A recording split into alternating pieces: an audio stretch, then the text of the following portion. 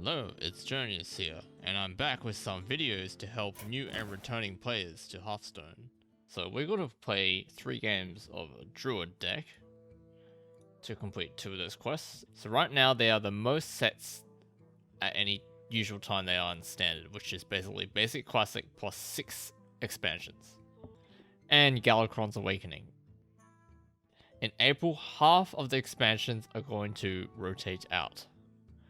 So, what can you do until then? Because you don't want to craft a card, spend a lot of dust on it, and then only get to use it for 3 mobs. Unless that card is really useful and you can use it in wild. So, we're going with the idea of a budget deck. Budget deck with mostly Year of the Phoenix cards. So basically the latest 3 expansions and the classic set. And less of the previous 3 expansions. And the idea of as budget is commons and rares.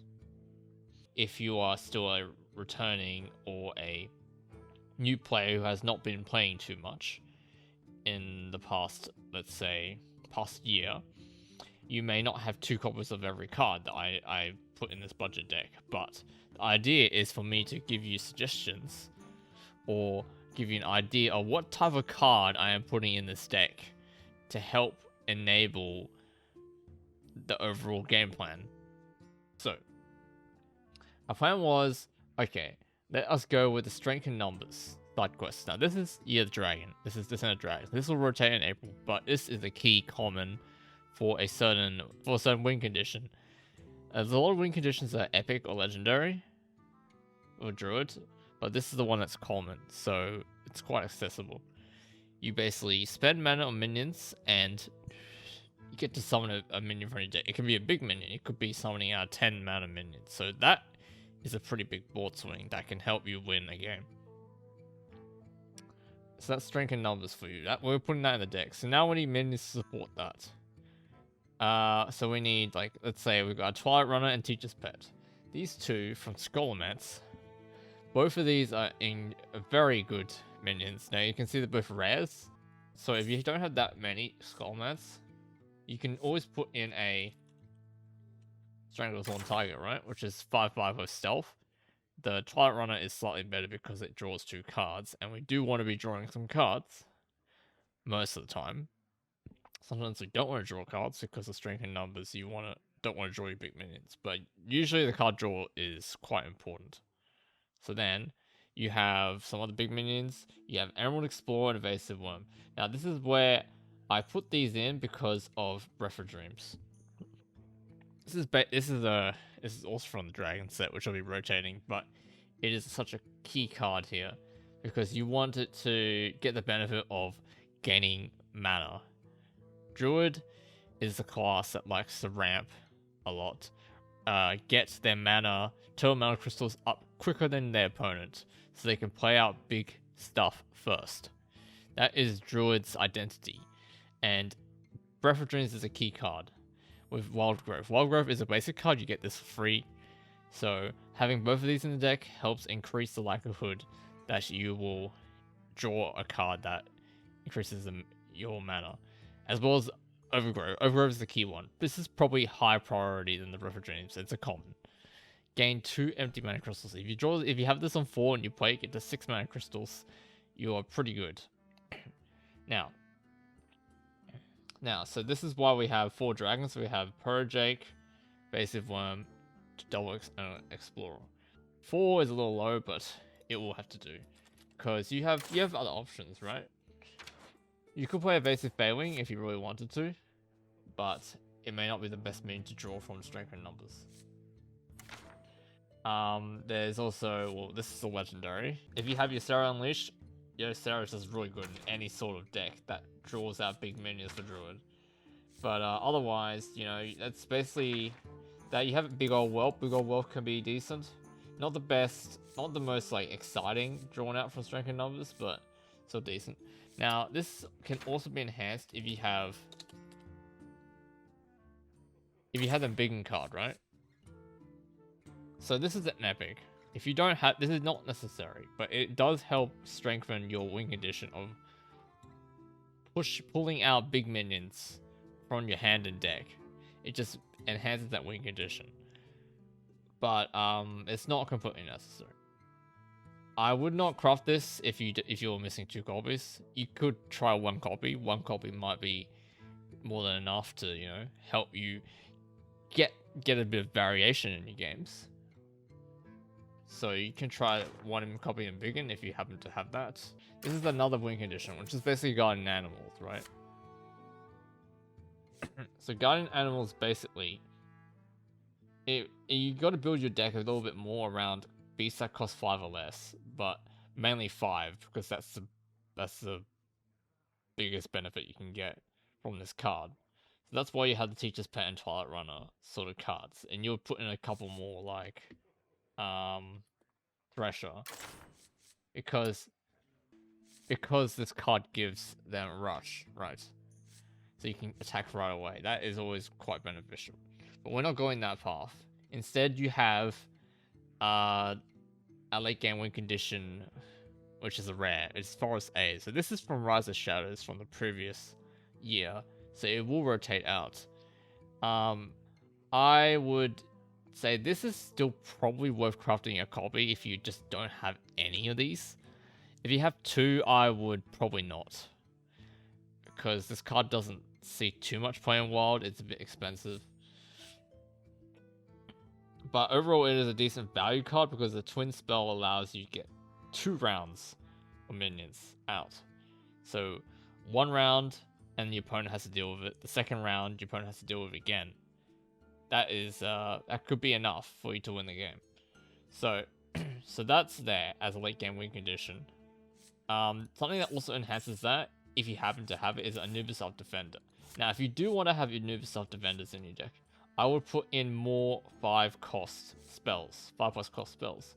So maybe a Nourish or 2, or a I mean, even Force of Nature, or just like Runic Carvings or Hidden Oasis.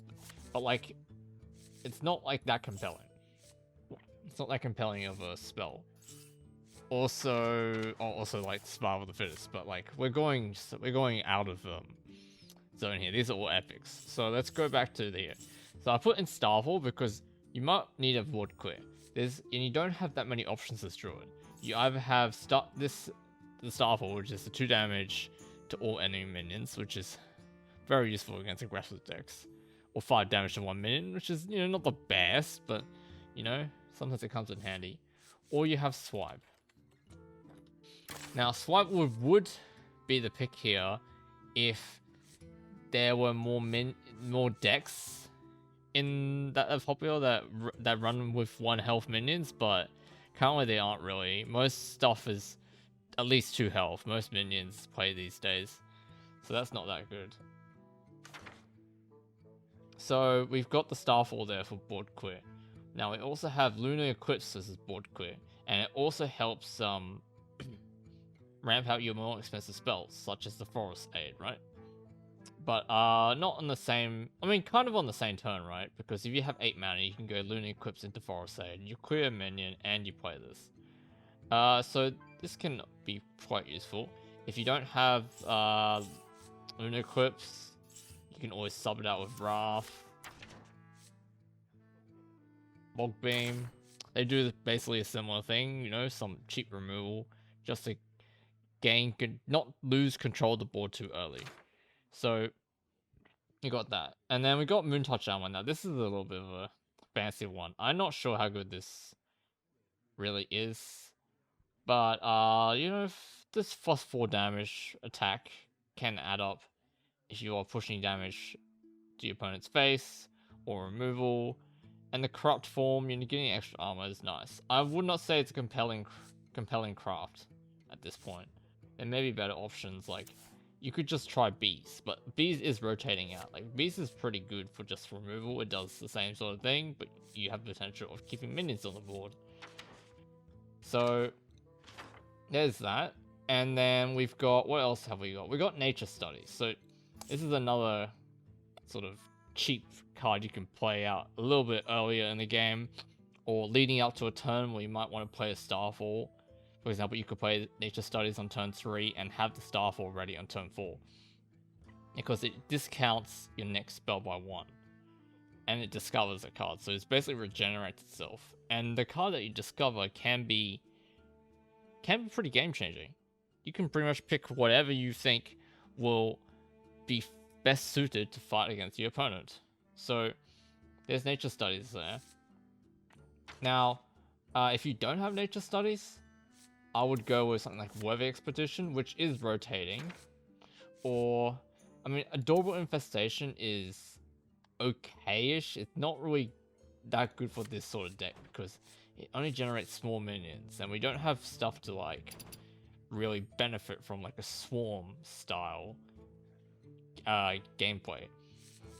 So Crystal Power is also an option, but it's not that compelling. It's also rotating out, so there's not really that many options there.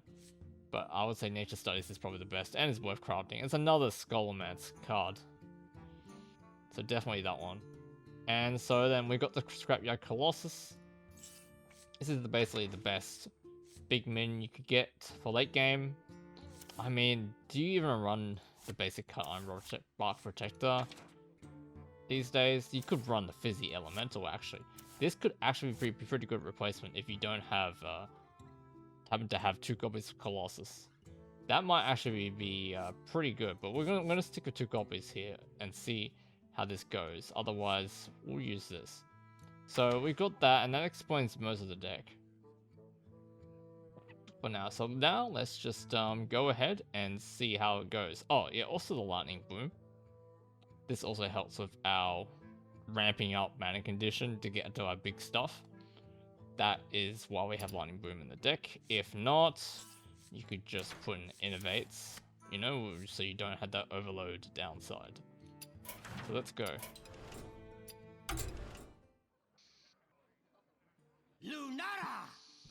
Alright, well this time we got Strength in Numbers off the top. The forest fights back. I'm inclined to keep this hand actually. Maybe I'd toss out the Eclipse, but this seems fine.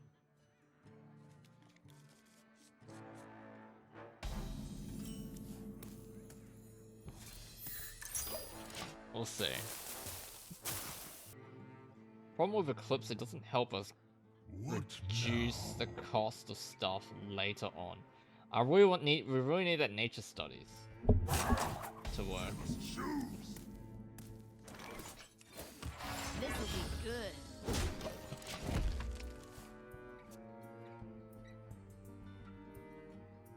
And with the Strength in Numbers, you still want big minions.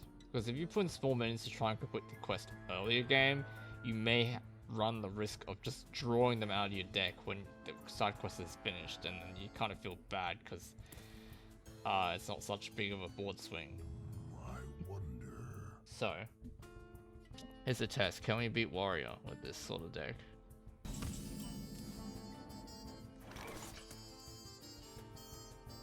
Yeah, well, we were still kind of landlocked here. This will be good. No cards we can play.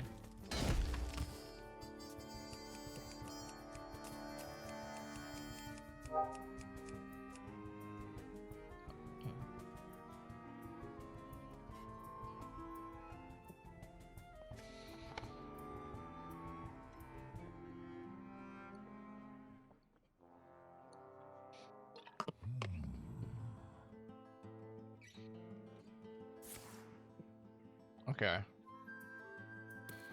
So they're just armoring up. Okay, now we get to play the Overgrowth, which is nice.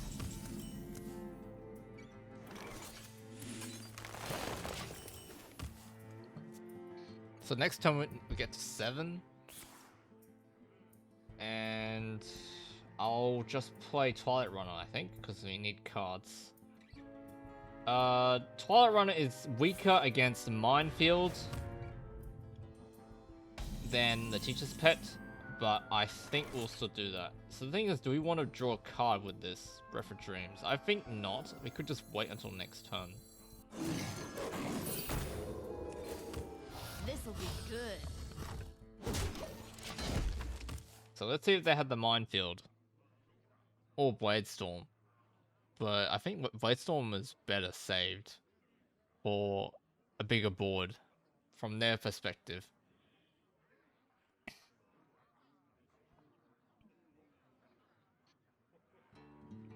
This is where that card draw can be What pretty important.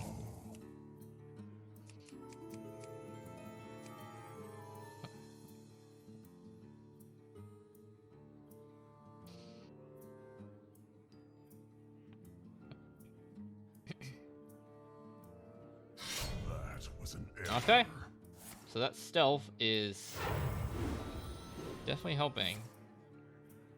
But they went for the minefield, which kind of sucks. That was what we were hoping that wasn't going to happen.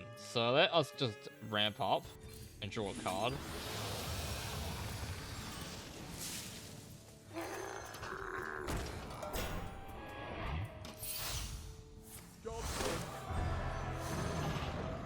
So here's the problem, right?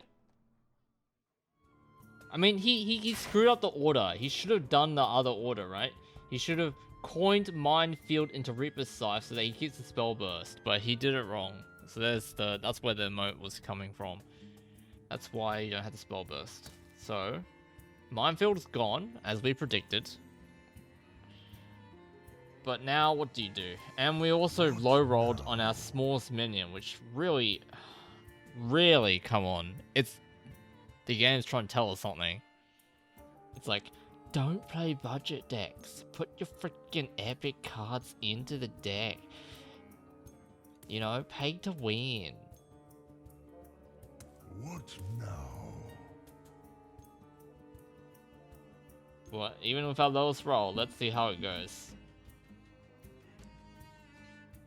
No tool can hold me. Okay, so Restless Mummy kills that. He's gonna play a Shield Slam or Sword and Board, something like that, yeah. And then clears with this. Okay, so that is disappointing. Quite disappointing, actually. So the problem is, if we play the Forest Aid, he can just play Blade Storm. But then he won't. But the good thing is that he won't have a second Blade Storm. So let's just play it. This will be good.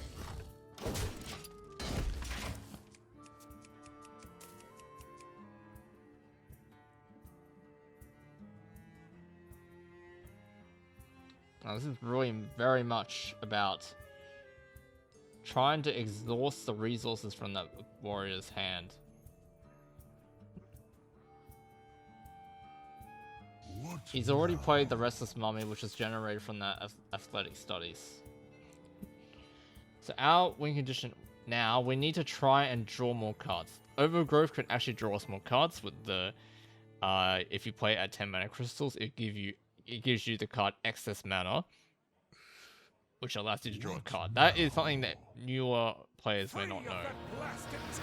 So let's see what happens here. He plays Slam, so that means the Slam is going to trigger again after the end of Vargos' turn. And let's hope it hits himself. Okay, not lucky. So the question is, what do we do now? We could play Evasive Wyrm and just get rid of it. We could also... We could play Evasive Wyrm, Lightning Boom, Teacher's Pet. And then trade one of these in. I think that might be good enough.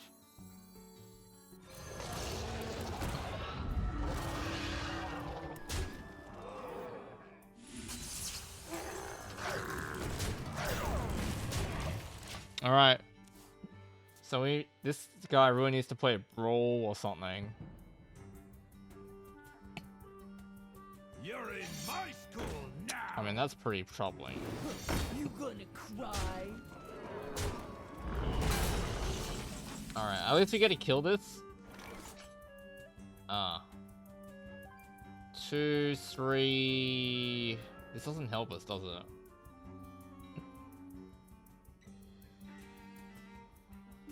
What does this draw us? It doesn't draw us anything from our deck. I just want to kill this outright, and I think killing it with our spells seems fine. 2, 3. But you just can't play the Overgrowth because we're overloaded. So we might as well just... Yeah, let's just do this. And then play the Starfall. This way these can go face. This'll be good. Alright. Now you don't want to see Deathwing. Let's better hope they don't have Deathwing against this board. Something like a Barov Whirlwind, it wouldn't be as bad. But, yeah. Deathwing would be pretty sucky for us. So now, if this doesn't... this is not good enough... Oh! Oh, if I can kill that, he is so screwed, because I can just summon this for free. But he also could have a big minion, right? He also could have a big minion. Let's just do it. And... do we want to trade with this or trade with these two?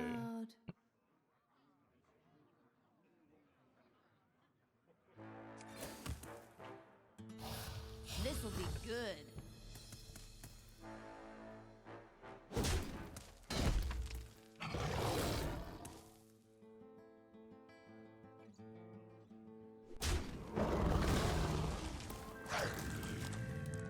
Uh-oh, is that taunt?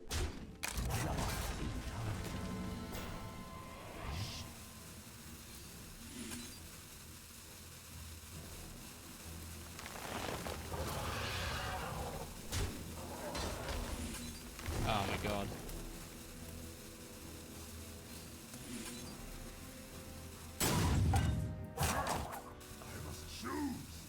Damn it. He actually plays North Dorm. No, he actually drew that from, whatever it's called.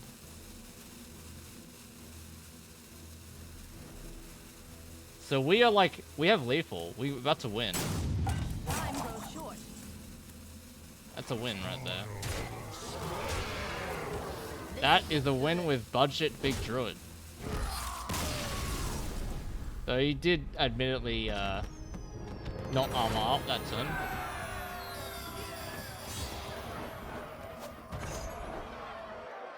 Alright, next game.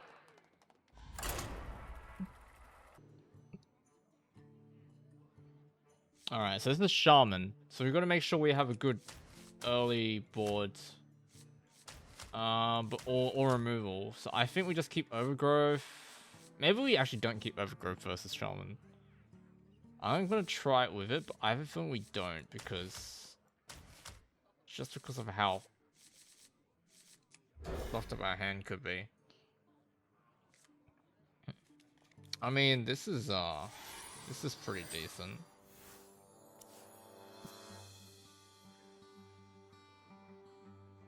I gotta remember though to play so we play the strengthening numbers here.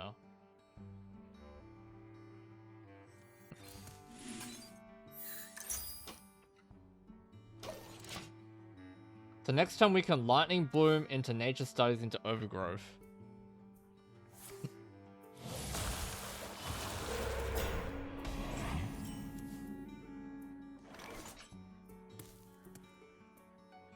I think we just do that. So the order it matters here a lot, as you can tell.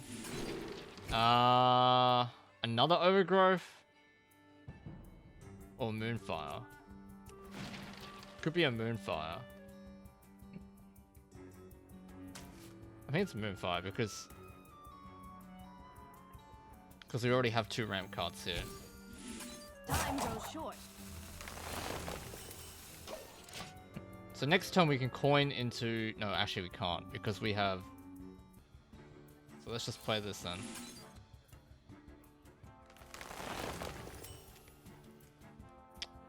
So next turn we are going into...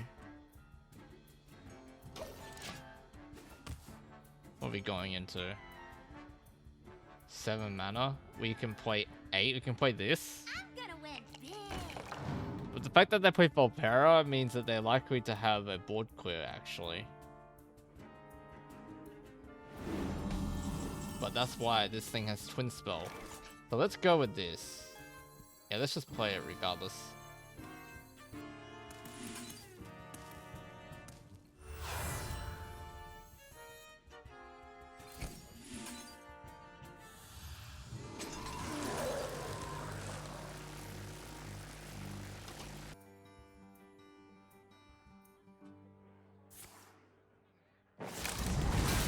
Well, there's the hack of this game we were expecting.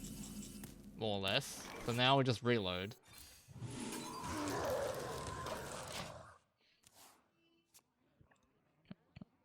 Never be afraid of your inner power. Alright, so they need to discover literally Lightning Storm off this for a perfect clear.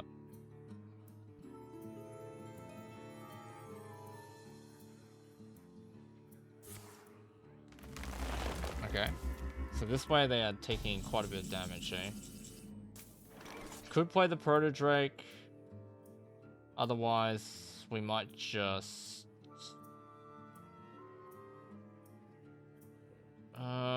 we might just play this Explore instead. Let's see. Either that or we Moonfire.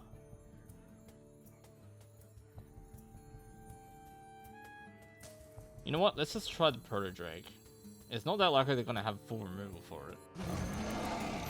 So you want to do this, clear off the 3/3 so that the 8/8 has the best chance. Also, we made a little bit of a mistake because if they play Silas, they can steal our Protodrake, and that would suck. So if they play Silas, we got punished. We made a mistake. Okay, so there's the Hex. Kind of what we expected. Which means this might have been the better play. Alright, so let's just play the Explorer and see what we get. We got the Worm, not too bad. Get another Protodrake, seems pretty good. This will be good.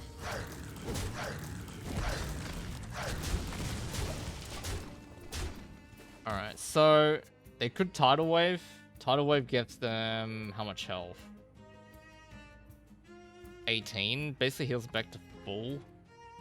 Which kind of sucks.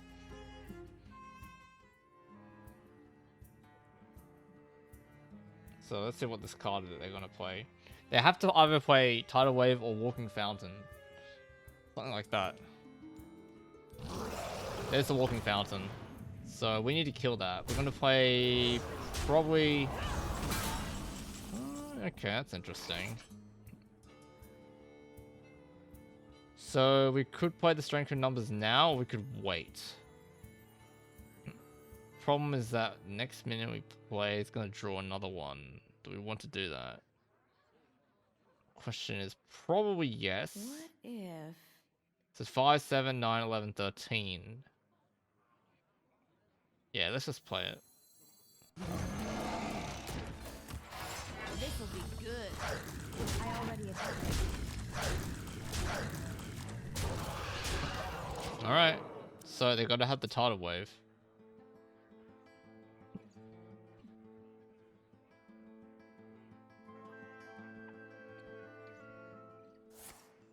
Devolving may not do that much.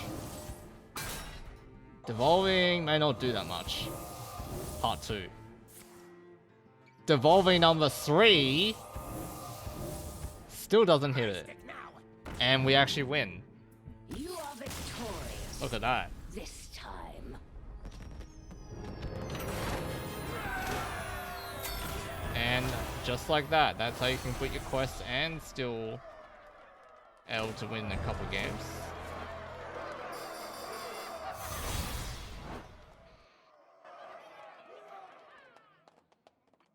We have a deck that is not that expensive. And you'll want to keep most of these cards for the upcoming standard rotation. Hello, Journey's here. So since I first played the deck earlier in the video, the mini set for Dark Moon Fair came out.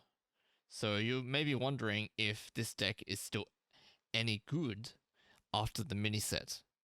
And I would say, while the decks that you're facing may have changed, the deck still very much holds its own. You may just need to be more aware of certain cards like Arbor Up in Druid, and you could even replace one of the forest aids with Arbor Up and try that out.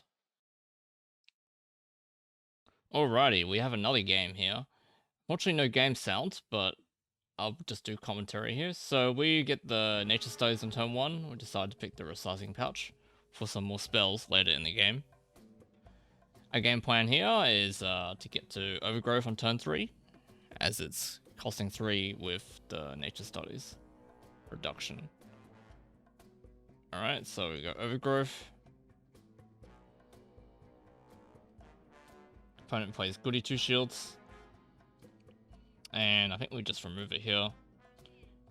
You don't want the opponent to be buffing that up with like a Hand of a Dahl or something, making it a 6/4 with Divine Shield. We don't want to be behind on the board, so might as well remove it at this point.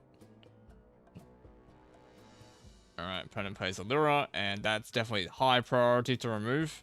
We don't want them getting value off that, so it looks like we could go Evasive Feywing, but we don't have enough mana to clear off the 6 health. So it's probably just a Starfall and Hero Power here. And yeah, looks like we do that. We want to keep the Lightning Boom for later turns with like the Colossus or the Protodrake. Alright, opponent plays Lightforged Zealot. Let's see. They got their Libram or Wisdom.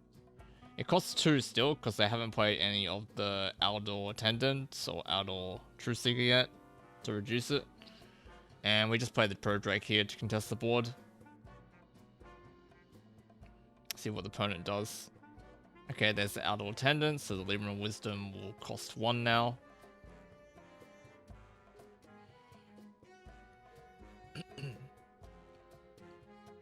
And, oh, looks like we got the Strengthened numbers. Do we? Yeah, okay, we go Strengthened numbers, Lightning Boom into the Colossus, and that completes the side quest on the same turn, and we get another minion out on the board. And this is how we need this to contest the board, because opponent's clearly putting out a lot of stuff. Alright, got Lunar Wisdom, opponent's getting value, buffing up the small minions to trade in. Okay, the True Seeker is a 5/7 now. The Wisdom costs 0 because the True Seeker reduced the cost of Librams by 2. So what we do here, we're gonna play the Evasive Wyrm here, but I think we discover a card. Oh, Guardian Animals. Guardian Animals is pretty decent since we have a couple of 5-cost beasts, but I think we still play the Wyrm here. Yeah, we trade in the 5/3 Wyrm and the 2/2. Kill that off. Go face. We leave the 1/1, but we're still ahead on board, so they buff that up. It shouldn't be too bad. Okay, got the Attendant again into Libram Hope. The 8/8 with Divine Shield and Taunt, which is now a 9/9. Pretty big threat, but we can deal with it since we have stuff on the board. So we drew the Teacher's Pet. If we didn't draw the Teacher's Pet, we would have got 2 rushing minions from that Guardian Animals, but we only got 1. So we realize here we have to trade in the 5/3. Trade in all the minions to kill that off. Yeah, and then we're able to Lightning Boom into the second Teacher's Pet. Help keep us on board. And the 8 mana goes, the 8 and the Protodrake goes face. Oh, the High Exarch URL, pretty crazy comeback cards. How are we gonna win this now? Opponent's still getting value from those Librams. It has Taunt, Lifesteal, Divine Shield, Rush. Gives them back a lot of health. Let's see what we're gonna do. Alright. Looks like we might have to trade in Oh, we discover. Oh, look at the CMR. The CMR is a great pickup here. We can go Rush, Divine Shield.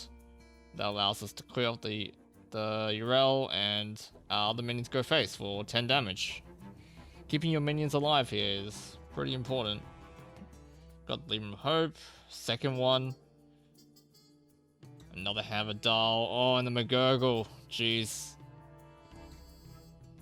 How are we even going to... We should just be losing at this point. So what we're doing here, we're probably just trading in, getting rid of that Divine Shield. Looks like we only have one way to clear that reliably. We do the card draw first with the Wild Growth. Gives us excess mana, so go Starfall for 5 damage, CMR clears it for 6. And we go face. We don't clear the Divine Shield here, because if they kill off their McGurgle and they draw the Prime, that's just GG for them. We just lose. They play the Prime, so we just keep it up and alive. And looks like they have to use it. They buff it up and play Consecration to kill off our Protodrake. And oh, look at this. We got a Underbelly Ooze. Oh, against this board. This is actually pretty cool. Like, we can just trade, like whenever it survives damage, it summons a copy of it. So let's see what we do here. Do we trade into the McGurgle, or what else are we doing? We could be playing the Colossus.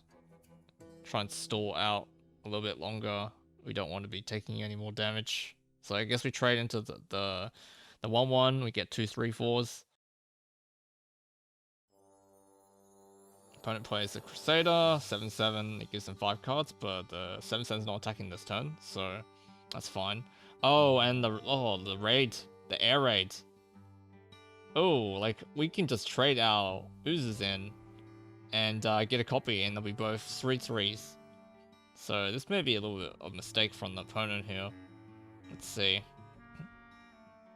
Okay, so I guess yeah, we just discover more from the Emerald Explorer.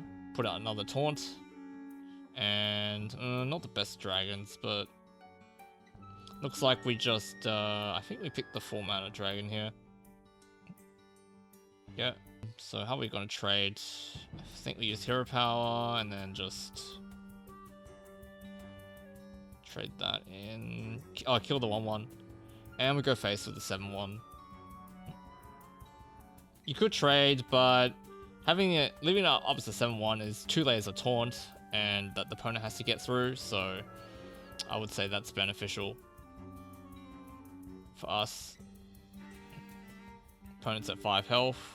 They've got to somehow deal with this board. No single card will deal with this. Opponent's probably thinking right now, how am I losing to this Druid deck? I got all these all the cards I needed for Librams. I played 2 Librams of Hope, and this Druid, like, what? I thought I paid to win. No, but I'm losing. Let's see what happens.